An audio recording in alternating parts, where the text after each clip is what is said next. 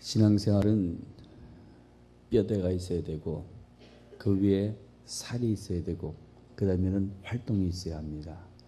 신앙의 뼈대라는 것, 교리라는 것, 이것은 우리가 믿는 것보다 중요한 것입니다. 바로 믿는 것이 중요하기 때문에 신앙의 바른 뼈대를 가져야 합니다. 그러나 이것만 가지고 되어지는 것이 아니고 그 위에 은혜가 임해야 합니다.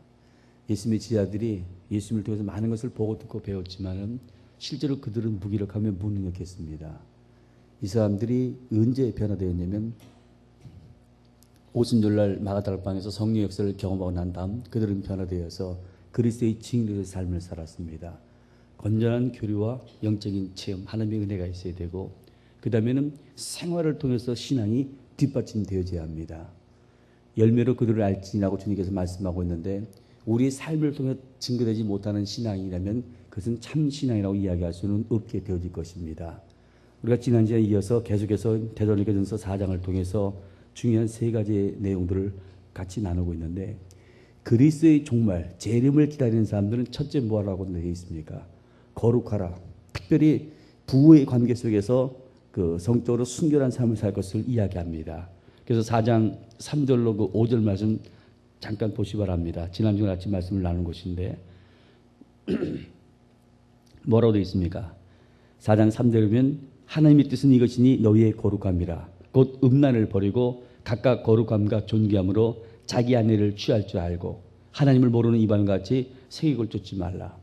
성화된 삶, 거룩한 삶, 성결된 삶을 살 것을 우리에게 첫 번째로 권면하고 있고 이어서 오늘 본문 9절에 봐서는 뭐라고 나와 있어요? 형제 사랑에 대한 부분을 소개하고 있습니다. 여러분 기독교인가 아닌가 하는 표식이 어디에 있습니까? 주님 말씀하고 있지 않습니까? 내가 너에게 새 계명을 주리라. 너희가 서로 사랑함으로써 내 제자임을 알리라고 말씀하고 있는데 제자의 표식은 사랑입니다. 우리가 진정 그리스도인가 아닌가 하는 것은 열매로 알 수가 있는데 그 열매 중에 하나가 뭐예요? 사랑이에요. 근데 여기서 보면 형제 사랑이란 말을 하는데 이 필라델피아 형제 사랑이라는 것은 그 우리가 생각하는 이런 그 혈연의 사랑을 얘기하는 것이 아니고 교회 공동체를 얘기하는 것입니다. 적어도 교회는 뭐예요? 하나님을 아버지로 섬기는 한 형제요, 한 가족이요, 한 식구인 것입니다. 그렇기 때문에 우리가 신앙의 삶을 살아가면서 그들을 사랑하라는 것이에요. 근데 참 대단하죠? 오늘 본문을 보게 되지만 이제까지 우리들이 그 데살로니가 전서를 보면서 여러 가지 많은 교리에 대해서 소개하고 있지만은 후반부로 오면 올수록 그 다음에 실천분, 생활 부분에 대해서 소개하고 있습니다. 그런데 이 내용이 사실은 어려워서 우리들이 이것을 실천하기 힘든 것이 아니고 이 말씀대로 살아가는 것이 사실은 쉽지 않기 때문에 이것이 사실은 어려운 것인데 9절 한번 보세요. 내용이 어떻습니까? 당시 데살로니가 교회를 바라보면서 바울은 뭐라고 얘기해요? 형제 사랑에 관하여는 너희에게 쓸 것이 없음은 왜 그래요? 너희가 친히 하나님의 가르침을 받아 서로 사랑했다는 것이에요. 이미 그들은 사랑했던 사람들이었기 때문에 더 이상 사랑하라고 권면할 것은 없다는 것이에요. 근데 바울은 여기서 그치지 않고 10절 끝에 보면 뭐라고 나옵니까? 형제들아 권하노니 어떻게 하라고요? 더 많이 할 것을 우리에게 권면하고 있습니다. 우리가 어디에 이르든지 거기서 머무르지 말고 지속적으로 이 더 풍성한 열매를 맺기 위해서 노력해야 되지는데 오늘 본문에 보면 그럼 왜 그리스도인들이 이렇게 사랑해야 되느냐? 그 근거가 어디 있어요? 9절 끝에 보면요. 하나님의 가르침을 받았기 때문에 그래요. 하나님께서 그리스도 안에서 우리를 용서해 주셨습니다. 그렇기 때문에 우리가 우리 이웃을 대할 때마다 이웃의 허물과 과오가 있다 할지라도 이것을 덮어주고 용서하며 사랑해야 돼요. 우리가 이웃을 사랑할 근거는 어디 있어요? 바로 여기에 있는 겁니다. 어떤 사람들은 사랑을 좀 하다가 그 다음에 더 이상 나는 못하겠다 뭐 이렇게 얘기하는 분이 있는데 성경에서 얘기하는 게 사랑의 것은 무조건적인 사랑이에요. 아가페적인 사랑을 말하는 겁니다. 성경에서 얘기하는 사랑은 먼저 하는 거예요. 저 사람이 나에게 사랑을 베풀었기 때문에 내가 사랑하는 것이 아니라 그가 원수임에도 불구하고 무조건적이고 절대적으로 사랑해야 할 것이고 하나님께서는 우리를 사랑할 때 자기의 독생자 예수 그리스도까지 아끼지 않고 희생한 것처럼 이렇게 희생적 사랑을 해야 한다는 것이죠. 사랑은 입술에 있는 것이 아니라 말에 있는 것입니다. 이 초대교회 성도들은 그들의 신앙의 가장 큰 기초는 데살로니가 전서에도 나와 있듯이 종말이었어요. 언젠가는 우리 인생이 끝난다는 것을 이 사람들은 생각하고 있었고 그리고 이웃을 대할 때마다 그리스도께서 나를 위해서만 돌아가신 것이 아니라 저들을 위해서도 돌아가셨다는 것이죠. 그래서 서로 그들이 인사할 때 뭐라고 인사한다 그랬어요? 위하여 죽은 형제라 그랬거든요. 여러분 옆에 사람도 한번 보세요. 교우들을 보세요. 나만이 귀한 것이 아니라 저들도 귀해요. 왜냐하면 적어도 그리스도께서 자기를 희생해서 구원할 만큼 그렇게 귀한 존재이기 때문에 그래요.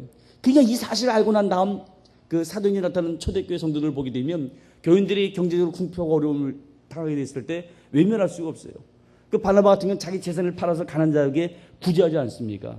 이게 성도의 사랑이에요. 여러분 네로나 이런 사람들이 무슨 얘기를 합니까? 원형 경기장에 기독교인들 갖다가 사자밤이 되게 하고 뭐 화형을 하고 막 여러 가지로 박해했음에도 불구하고 이 사람이 고백한 것은 뭐냐면 저들은 도대체 무엇이길래 저렇게 사랑하느냐? 자기가 죽으면서까지도 다른 사람을 갖다가 그 보호해주고자 하는 그 모습을 바라보면서 사실 이 네로가 거기에 대한 두려움을 느꼈거든요. 이게 기독교인의 삶이에요. 우리가 하나님으로부터 사랑을 받았기에 그 사랑을 다른 사람에게 나눠줘야 합니다. 더욱이 하나님의 교회에서 같이 생활하는 이 성도라는 것은 마지막에 하나님의 나라에서 같이 생활할 사람들이에요. 이 영원한 관계예요. 여러분 그런 얘기하죠. 싸우더라도 나가서 싸우고 교회에서 싸우지 말라고. 왜냐하면 가서 만날 거니까. 교회는 어떤 관계예요? 영원한 관계예요. 그렇기 때문에 우리들이 신앙의 삶을 살아가면서 우리의 이웃이 힘이 들고 어렵고 그 고난 가운데 있게 됐을 때 자기의 형제를 사랑하는 것 같이 그 이상으로 우리는 그들을 돌아보고 그들에게 사랑을 베풀어 줘야 합니다. 그래서 오늘 본문에서 이 데살로니가 교회의 그 교인들의 그 모습 속에서 바울은 극찬하잖아요.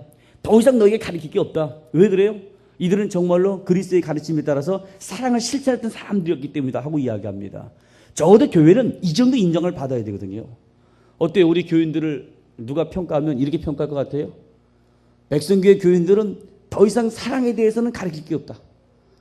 저 사람들은 충분히 성도끼리 서로 사랑을 나누고 있기 때문이다. 어때? 그런 얘기 들을 수 있을 것 같아요? 없을 것 같아요? 데살로니가 교회는 적어도 그랬어요. 그런데 문제는 뭐냐면 이렇게 사랑을 주고받는 교회였음에도 불구하고 오늘 본문 10절 하반절에는 뭐라고 얘기해요? 더 많이 하라는 것이에요. 거기서 그치지 말고 더 많은 사랑을 나눌 것을 우리에게 권면하고 있습니다. 사실 사랑인 것은요, 베풀면 베풀수록 더 풍성해지는 것이 사랑입니다. 사람의 행복이라는 것은 이기적인 욕구 충족이 있는 것이 아니에요. 나눠주고 이 베푸는 속에서 그 속에서 진정한 행복을 느끼는 것, 이것이 바로 성숙한 신앙인의 그 행복인데, 오늘 이 본문의 말씀을 통해서 바울은 정말로 종말을 생각하는 성도라면 순결한 삶을 살아라. 두 번째는 사랑을 실천할 것을 명령하고 있습니다. 그리고 세 번째는 무슨 명령을 하고 있습니까?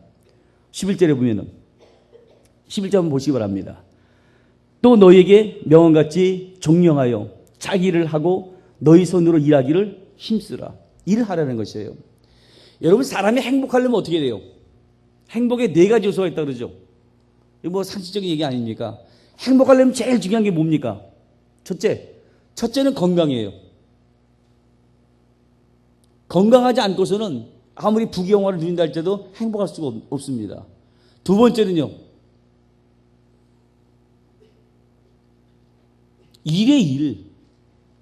여러분 일하는 것 자체를 어떻게 생각합니까? 실제로요, 일을 하는 사람과 일을 하지 않는 사람이 에너지 소모가 누가 더 많은가를 조사했거든요. 여러분 노는 사람이 에너지 소모가 적을 것 같아요? 일하는 사람이 적을 것 같아요? 명절에 너무 잘못 갔나 보죠? 노는 사람이 훨씬 더 힘이 더 많이 든대요. 에너지 소모가. 이해가 안 가죠? 일하는 사람이 오히려 더 소모량이 적고요. 병 걸리는 것도 이 일하는 사람이 훨씬 저항력이 강화됩니다. 일을 안 하면 보통 사람의 한 4분의 1로 저항력이 떨어진대요. 그래서 아무것도 안 하고 퇴직해서 가만히 노는 사람들 괜히 병 걸리고 그러지 않습니까? 어떤 사람은 일에 대해서 하나님이 저주해서 우리에게 그렇게 한 것이라고 이렇게 생각하는데 일에 대해서 잘못 판단하는 것이에요. 여러분 성경에 보면요, 하나님께서 아담과 하와를 에덴 동산 창설하고 나서 뭐라고 말씀합니까? 일하라는 거예요. 너희가 생육하고 너희가 번성하고 땅에 충만하고 땅을 지배하고 정복하고 다스리라는 것이에요. 일 자체를 갖다가 우리는 부정적으로 바라보는 사람들이 있는데 사실 이것은 유교의 개념입니다. 유교는 어때요? 여러분 그 아시는 얘기 아닙니까? 옛날에 그 선교사들이 우리나라에 와가지고 경북구에서 테니스를 쳤어요. 주로 초기에 선교사들은 의사들도 많이 있지 않습니까? 알렌 같은 분들, 이게 지도층의 사람들이 와갖고 이제 선교 활동을 했는데, 그거를 이렇게 대웅은이 보고 한마디 한 얘기가 있어요. 뭐라고 그러냐면, 아이고 선교사 점잖은 양반들이 왜 그렇게 힘들게 땀 흘리고 뛰어다니냐고. 저렇게 땀 흘리는 것은 무슨 일이 하는 거라고. 잘 모르시나 보죠. 그 노동의 가치를 알지 못하는 거예요. 땀 흘리는 그 자체는 다 이것은 뭐예요? 천한 사람들이 하는 거라고 보는 거죠. 이런 것들은 노비들에게 시키는 거라고 그렇게 보는 거예요. 그래서 유교에서는 복이라는 것이 뭐냐면 손 하나 까딱 안 하고 일 안 하고 놀고 먹는 것, 이걸 복이라고 생각해요. 근데 성경은 그렇지 않아요. 그러면 궁전에 가도 그 말이 써있기 때문에요. 일하기 싫으면 먹지도 말라고. 대사로니까 후서 3장 10절에는 이 얘기거든요. 일하기 싫으면 먹지 말라는 게 성경적 가르침이에요. 사람은 일을 통해서 자기를 발견하게 되어지고 거기서 보람을 느끼는 것이에요. 사람들은 생각을 어떻게 하냐면 일 자체는 이게 귀하게 여기지 않아요. 그리고 일의 결과를 갖다 중요시 여겨요. 이걸 복이라고 생각해요. 여러분 잘 생각해 보세요. 농사 짓는 사람이 만약에 수확하는 것만 기뻐 안 되면 이 사람은 불행한 사람입니다. 그 과정 자체도 어때요? 과정 자체도 즐거운 것이죠. 일 자체를 우리는 하나님이 준 복으로 여겨야 합니다. 그래서 행복한 사람들을 보게 되어지면 네 가지를 가져야 하는데, 첫째는 뭐냐면 건강이 있을 때 사람이 행복할 수 있고, 두 번째는 일이 있어야 돼요. 그리고 세 번째는 소망이 있어야 돼요. 자기가 믿고 바라는 것. 그리고 마지막 네 번째는 자기의 생명을 내놓을 만큼 가치 있는 것을 사랑할 대상이 있어야 합니다. 이 네 가지가 있으면 행복하고, 이 네 가지를 발견하지 못한 사람은 결국 불행할 수밖에 없는 것이에요. 오늘 성경은 우리에게 뭘 강조하고 있어요? 일하라는 것이에요. 왜냐하면 종말이 다가온다고 하니까 사람들은 어때요? 일 안 했다니까요. 전에 한번 그런 일이 있었죠. 울산에서. 갑자기 교회에 사람들이 없어져 버린 거예요. 그래서 경찰이 수사를 했더니 산골짜기 들어가 있었는데, 이단들입니다. 이 사람들은. 예수 그리스도가 재림한다고 보여가지고 재림하는 주님을 만나기 위해서 산에 들어가고 군대도 안 가고 학교도 안 가고 모여 있었어요. 여러분 성경에서 재림에 대해서 그렇게 소개하고 있습니까? 그렇지 않습니까? 그리스도의 재림을 기대하는 성도랄지라도 오늘의 내 인생의 마지막 순간이라고 생각하면 최선을 다하라는 것이거든요. 근데 이제 신앙이 잘못 들어가면 이상해지기 시작하죠. 전에 한 20여 년 전에 제가 있던 교회에서 그런 분 한번 봤거든요. 전도사 때인데요. 굉장히 큰 공업사를 하고 있는 사람이었어요. 근데 사람이 영 시원찮게 다니더라고요. 그래서 저 사람 왜 그러냐 그랬죠. 근데 교회는 굉장히 열심히 해요. 철하고 새벽기도 하고 늘 나와요. 그래서 나중에 얘기를 쭉 들어보니까 이 사람이 40일 금식 기도를 2번을 했대요. 안 놀래요. 한번 40일 해보실래요? 어떤가? 이 보통 일 아니에요. 근데 사실 금식기도 많이 하는 사람들 보면은 위가 수축이 돼서 음식을 제대로 못 먹습니다. 그 사람 40일 금식기도 하고 건강을 잃어버렸어요. 그래서 음식을 제대로 섭취를 못하고, 그 다음에는 사업을 크게 했던 사람인데 사업도 제대로 못하고 그냥 그게 빌빌하고 이렇게 다니시더라고요. 그러면서 혈기를 많이 이렇게 낸다고 그 아내가 굉장히 힘들어하는 것을 보았는데, 여러분 우리가 신앙 생활 속에서 뭐 하나님의 은혜를 경험한다고 생각하면서 자기의 주어진 일조차도 제대로 감당하지 못하고 그 자체를 갖다 신앙 생각하는 것은 굉장히 위험한 것입니다. 이 성과 속을 구별하는 것은, 이원론적인 것은 영지주의들이 가지고 있는 사고거든요. 어떤 사람들은 주의 일을 한다 그러면 꼭 교회 안에 들어와서 일하는 것만이, 뭐 전도하는 거 이것만 주의 일인 줄 알아요. 여기 주의 일이 어떤 거예요? 집에 설거지하는 거 주의 일하는 거예요. 그래요, 안 그래요? 오늘 다들 옛날에 고 김하는 박사 같은 경우 요즘 뭐하냐 그 이대생들 모아놓고 이렇게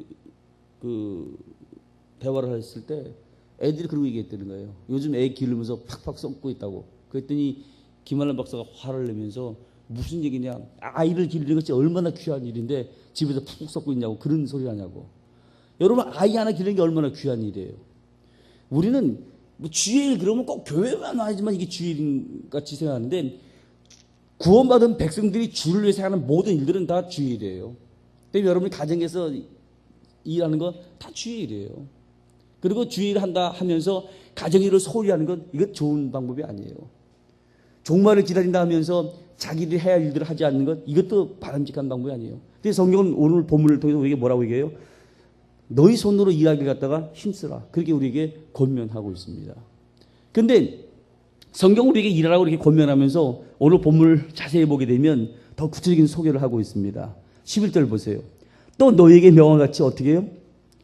종용하라는 것이 일을 하긴 하되 어떻게 해요? 소리내지 말라는 거예요.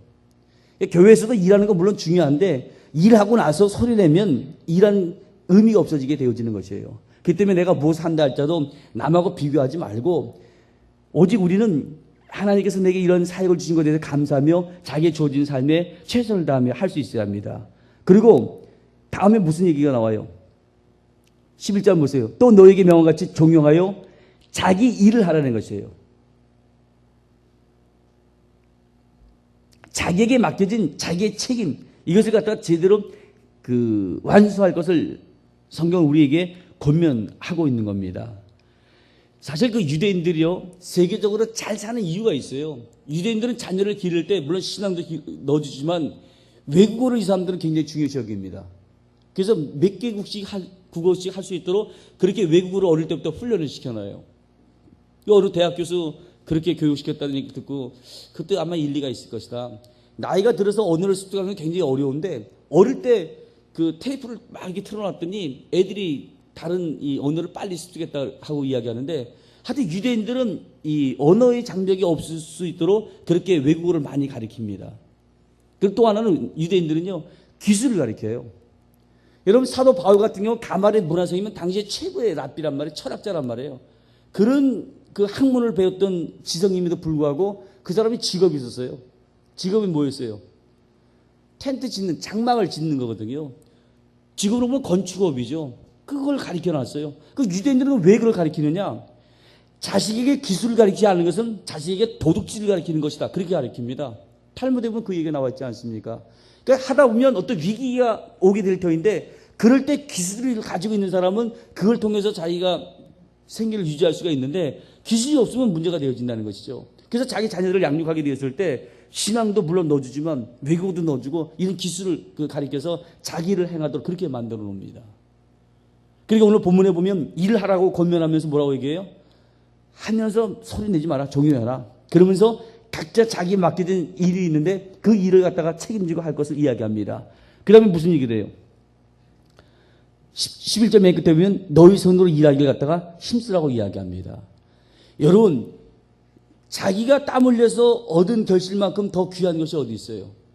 자꾸 사람들에게 망하게 하는 것 중에 하나가 뭐냐면 공짜 신유를 넣어주는 거거든요. 세계에서 강한 인종이면 어디를 얘기합니까? 많은 사람들이 에스키모인들이죠.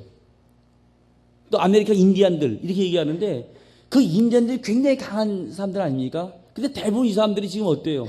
알코올 중독자, 마약 중독자예요. 왜냐하면 인디안 보호구역을 만들어 놓고는 미국 정부가 돈을 대주거든요. 사냥도 하지 마 그냥 살려는 거예요. 계속해서 이렇게 남이 도움을 주게 되어지니까 결국은 독립심, 자립심 다 잃어버린 거예요. 여러분 그 얘기 기억하십니까? 주기철 목사님이 그 신자참배 반대해갖고 감옥에 갇혔을 때 사실 아무도 돌봐주지 않았어요.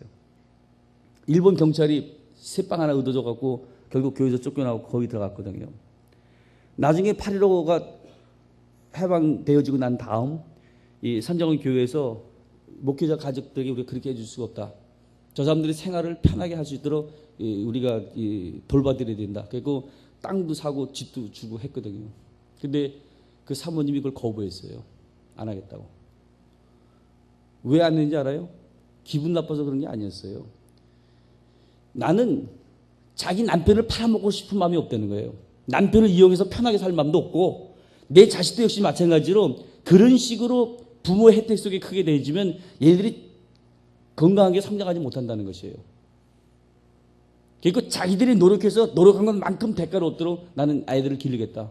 그 사람은 계모였거든요. 그 많은 애들을 갖다 그러고 길러놨는데 그러다 보니까 훌륭한 자녀로서 그들이 성장하게 되어지거든요. 남이 뭐 도와주고 그 도움받고 이런 것들이 사실 좋은 것이 아니에요. 오히려 자립심, 독립심 이런 것들을 잃어버리게 되어지거든요. 전에 한번 텔레비전을 보니까는 지리산에 반달곰 방생한 것. 야생을 가지고 자기가 사냥해서 살아가야 되는데 이 힘이 드니까 자꾸 사람들을 기대거든요. 근데 그렇게 사람하고 자꾸 접촉해서 사람의 도움을 받으면 결국은 야생에 적응을 못한다는 것이죠. 사람이 살아가면서 자꾸 남을 의지하게 되어지고 도움을 받게 되어진다는 것, 이것은 결국 그 자존심을 잃어버리게끔 되어지는 겁니다. 때문에 스스로 설 수 있도록 이렇게 세우는 것들이 필요한데, 오늘 이 성경에서는 우리에게 권면하기를 종교하게 하고 자기 일을 하고 자기의 손으로 일하도록 그렇게 만들게 되어지는데, 여러분 출애굽기 20장 기억하지 않습니까? 안식일을 지킬 수 있는 자가 어떤 사람들이 안식일을 지킬 수가 있어요?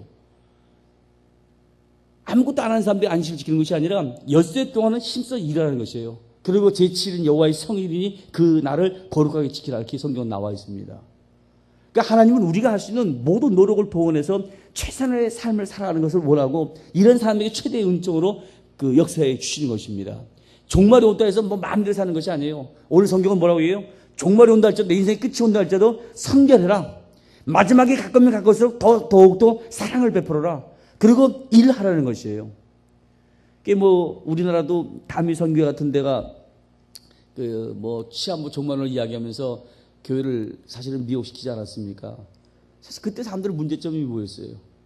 종말이 다가오기 때문에 학교도 다니지 않고 군에도 가지 않고 직업도 다 버리고 예수 그리스도의 오심을 갖다 기다린다는 것이에요. 근데 성경이 어디를 본다 할지라도 종말이 왔다고 그렇게 주님의 종말을 맞아라고 돼 있는 구절이 없어요. 마지막에 온다 할지라도 내 주어진 삶에 최선을 다할 것을 성경 우리에게 권면하고 있습니다. 한 번은 요한 웨슬레에게 사람들이 그렇게 물었답니다. 만일 내일 예수님께서 재림하시면 당신은 어떻게 하겠습니까? 라고 물었답니다. 그때 웨슬레가 그러고 대답했대요. 오늘하고 똑같이 나는 살 겁니다. 이게 무슨 얘기인지 여러분 아시죠? 종말이 왔다고 우리가 달라질 것이 없어요. 내 하던 방법대로 그대로 나가는 거예요. 평소에 우리가 자기 주어진 삶에 최선을 다하면서 살아가는 겁니다. 이것이 바로 기독교인의 종말론이지, 종말이 왔다고 갑자기 시험 공부 준비하던 사람이 시험 공부 준비하듯이 그렇게 우리가 종말을 준비할 필요는 없는 것입니다. 그래서 오늘 이 본문의 말씀을 여러분이 기억하시면서, 데살로니가 전서는 지금 그리스도의 재림을 기다리는 사람들이 어떤 마음으로 살아갈 것인가에 대한 부분들에 대해서 자세하게 소개하고 있는데, 적어도 기독교인들은 이 시대 속에서 하나님의 거룩함과 같이 순결한 삶, 거룩한 삶을 살아갈 것이고, 그리스도의 재림을 기다리려면 형제를 갖다가 사랑하며 우리는 살아가야 될 것이고, 자기의 주어진 맡겨진 일들, 이것을 귀하게 여기고 그 주어진 일에 최선을 다하는 삶을 살아야 합니다. 이것이 바로 그리스도의 재림을 기다리는 성도의 삶의 자세라는 사실을 우리는 기억하면서 각자의 사역의 위치에서 최선을 다하는 가운데 영광 가운데 오시는 주님을 기쁨으로 영접하는 성도들이 되어져야 할 것입니다. 기도하겠습니다.